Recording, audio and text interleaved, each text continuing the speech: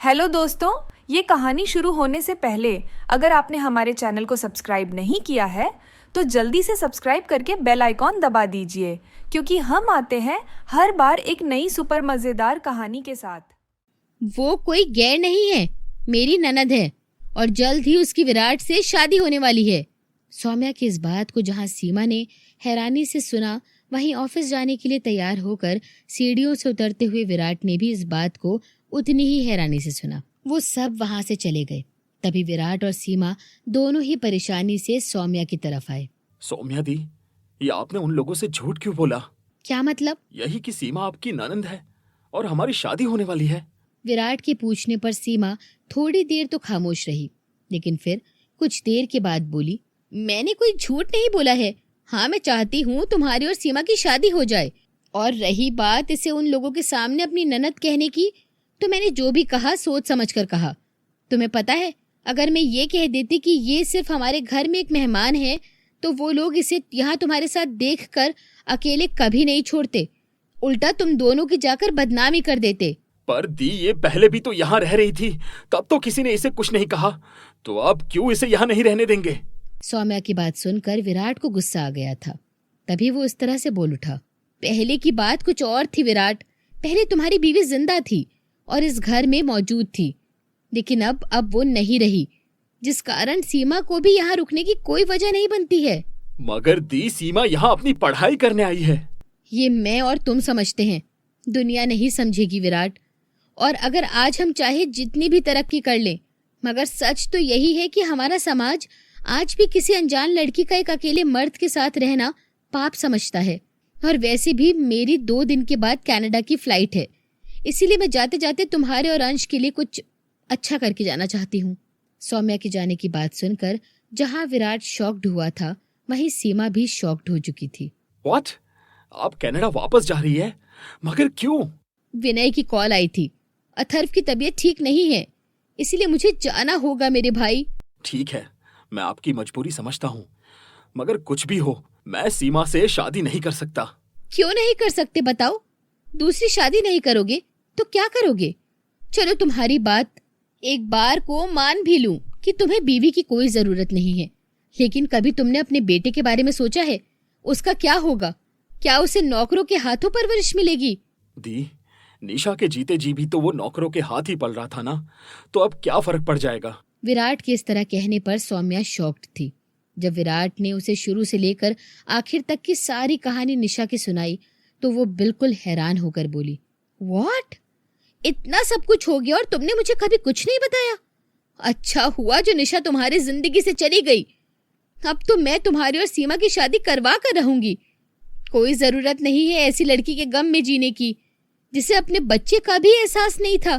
पर दी, मैं सीमा से कैसे?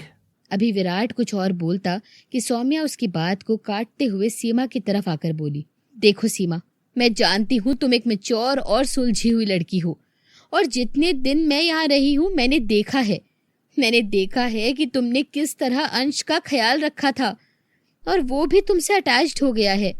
इसीलिए मैं रिक्वेस्ट करती हूँ, प्लीज प्लीज इनकार मत करना। दी, आप उसे इस चीज के लिए कैसे फोर्स कर सकती है? उसकी फैमिली है, वो यहाँ पढ़ाई करने आई है, ना कि मेरे बच्चे को संभालने। सौम्या की इस तरह सीमा को शादी के लिए फोर्स करने पर विराट अभी बोल रहा था, जब सौम्या उसकी बात काटते हुए बोली, किस फैमिली की बात कर रहे हो विराट? कोई फैमिली नहीं है इसकी, ये बचपन से अकेली है, इसका कोई नहीं है। और जिन्हें तुम इसकी फैमिली कह रहे हो, क्या इन 2 महीनों में तुमने कभी भी किसी को इससे यहाँ मिलने आते देखा? नहीं ना, क्योंकि उनमें से उसका कोई अपना है ही नहीं। और अब तुम सोच रहे होगे कि मुझे ये सब कैसे पता है, तो कुछ बातें मुझे निशा ने बताई थी और कुछ मुझे सीमा के साथ रहते पता चल गई, और मेरा ख्याल है सीमा को इस शादी से मना नहीं करना चाहिए। सौम्या की इन सारी बातों को सुनकर विराट को चुप सी लग गई थी। जब सौम्या एक बार फिर बोली, देखो सीमा, मुझे लगता है कि तुमसे बेहतर अंश की देखभाल कोई और नहीं कर सकता है, लेकिन अगर फिर भी तुम्हें शादी नहीं करना चाहती हो तो कोई बात नहीं, लेकिन ये फैसला लेने के बाद तुम्हें अभी इसी वक्त इस घर से जाना होगा, क्योंकि मैं चाह भी लूं तो सोसाइटी वाले तुम्हें यहाँ रहने नहीं देंगे।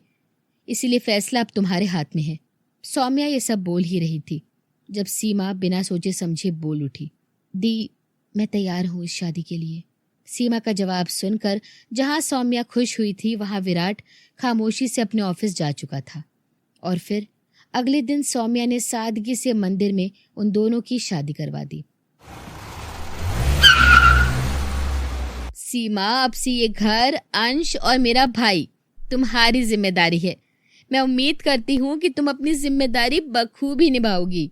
जी दीदी, मैं कोशिश करूंगी। कोशिश नहीं, तुम्हें ये करना ही होगा।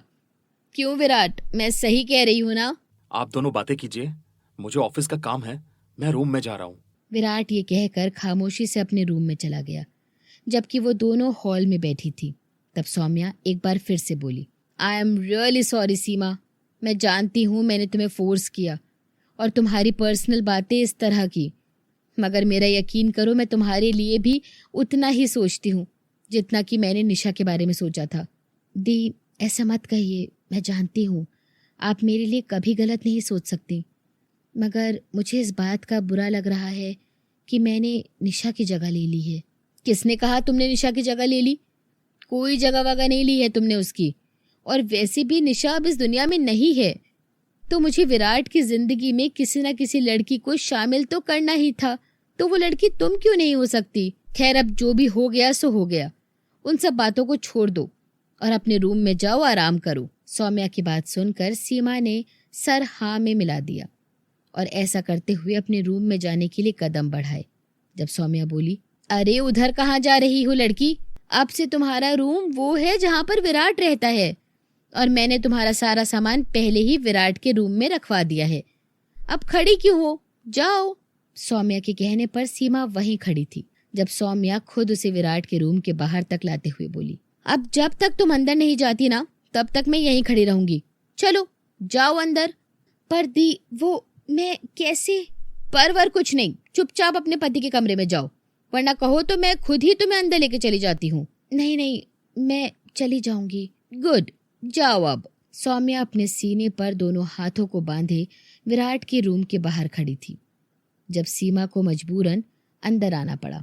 विराट जब से मंदिर से आया था उसे एक अलग सी बेचैनी ने घेरा हुआ था, जिससे बचने के लिए उसने लैपटॉप पर ऑफिस का काम शुरू कर दिया था। मगर अचानक उसके रूम का दरवाजा खुला और जब उसकी नजर सामने दरवाजे पर गई तो वो दंग रह गया, क्योंकि दरवाजे पर सीमा थी जो अपने हाथों की उंगलियां मरोड़ते हुए कुछ नर्वस सी लग रही थी। जब विराट उसे देखकर बोला, सीमा, तुम यहाँ क्या कर रही हो? वो विराट जीजू, सॉरी, वो मेरा मतलब है विराट जी, वो मैं यहाँ, वो मुझे यहाँ सौम्या दीदी ने भेजा है। मेरा मतलब है उन्होंने मेरा सामान आपके रूम में शिफ्ट करवा दिया था। सीमा हड़बड़ाहट में उल्टी सीधी बातें बोल रही थी। जब उसकी बात को समझते हुए विराट बोला, अच्छा ठीक है, मगर मुझे तुमसे कुछ जरूरी बात करनी है। जी कहिए, मैं सुन रही हूँ। सीमा, मैं जानता हूँ शादी का दिन एक लड़की के लिए बहुत मायने रखता है और एक लड़की को अपने हस्बैंड से बहुत सारी उम्मीदें होती है, मगर मैं तुमसे कुछ कहना चाहता हूँ। आई होप तुम मेरी बात को समझोगी। विराट की इस तरह बात शुरू करने पर सीमा को कुछ गलत होने का एहसास हो रहा था। जब विराट फिर से एक बार बोला, सीमा, तुम जानती हो निशा से मेरी शादी लव मैरिज थी और मैं उसे बहुत प्यार करता था। हाँ, वो बात अलग थी कि कुछ दिनों से हमारे बीच कुछ ठीक नहीं था, मगर इसका मतलब ये हरगिज नहीं है कि मैं निशा को भूल सकता हूँ। निशा से मुझे मोहब्बत थी और हमेशा रहेगी। और रही बात तुम्हारी, तो मैं कोशिश करूंगा तुम्हें तुम्हारा हक देने की, लेकिन फिलहाल अभी मैं इस रिश्ते को निभाने की कंडीशन में नहीं हूँ। इसलिए मैं चाहता हूँ तुम मुझसे कोई उम्मीद ना रखो। और रही बात तुम्हारे यहाँ रहने की, तो तुम मेरे बच्चे की परवरिश के बदले यहाँ रहकर जो करना चाहती हो कर सकती हो, मुझे कोई एतराज नहीं है। विराट की इस बात को सुनकर सीमा के अंदर कुछ क्षण से टूटा। जब एक बार फिर से विराट बोला, एक बात और है सीमा, मैं चाहता हूँ तुम अंश के लिए मेरे घर में हो तो उसी के रूम में रहो।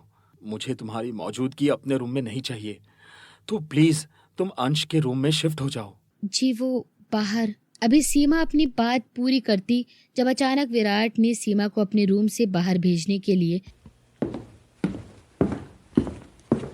अपने रूम का दरवाजा जैसे ही खोला, सामने सौम्या को खड़ा देखकर हड़बड़ा गया। दिया आप यहाँ बाहर खड़ी क्या कर रही है? आइए ना, अंदर आइए। वो मैं देख रही थी कि तुम्हारी बीवी कहीं तुमसे डर कर तुम्हारे कमरे से ही ना भाग जाए। खैर, अब मुझे यकीन हो गया है वो कहीं नहीं जाएगी, इसीलिए मैं भी अब अपने रूम में जा रही हूँ। अभी मुझे पैकिंग भी करनी है ना, कल शाम की ही तो फ्लाइट है मेरी। इन सब कामों को करते करते कहीं मिस ना हो जाए। सौम्या हंसते हुए वहां से चली गई और अपनी बड़ी बहन को जाता देख विराट भी खामोशी से अंदर अपने रूम में आ गया।